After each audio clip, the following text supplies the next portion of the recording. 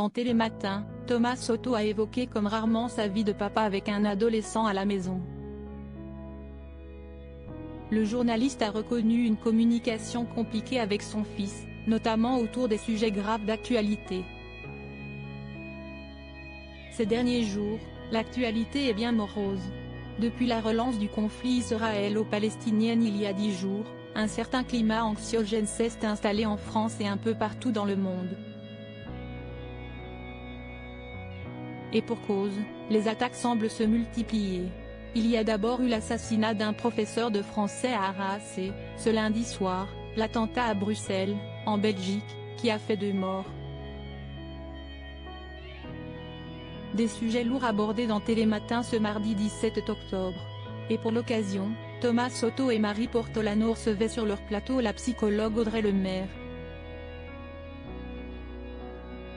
Cette dernière tentait de donner des conseils pour gérer cette inquiétude grandissante. Thomas Soto a alors profité de sa présence pour poser une question plus personnelle. Je veux qu'on parle un petit peu des enfants et des ados. Moi, j'ai un ado à la maison, on regarde le 20h ensemble, il s'intéresse à l'actualité comme beaucoup de jeunes, beaucoup d'enfants. Et quand je lui demande à chaque fois, t'es sûr que ça va? Tu comprends?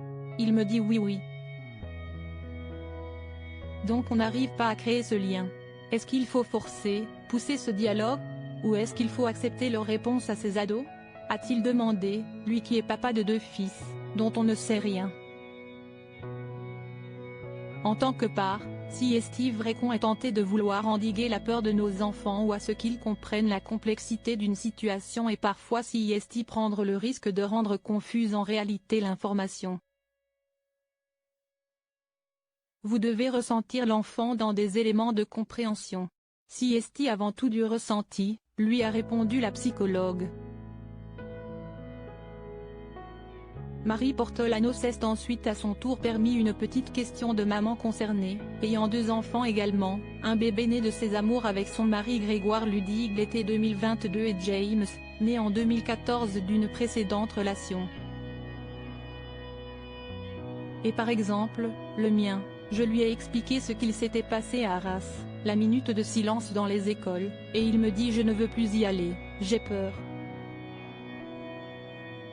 Est-ce que je dois le forcer? Ce à quoi Audrey Lemaire a rappelé, vous restez le parent, si est quand même à vous d'incarner ces limites et autorités parentales qui vous paraissent bonnes pour votre enfant. Il faut que la peur reste une émotion, qui est légitime, il faut accepter d'avoir peur, néanmoins il ne faut pas y répondre en permanence. Il faut essayer de les rassurer, d'expliquer et de les accompagner au mieux. Un mode d'emploi essentiel en ces temps difficiles.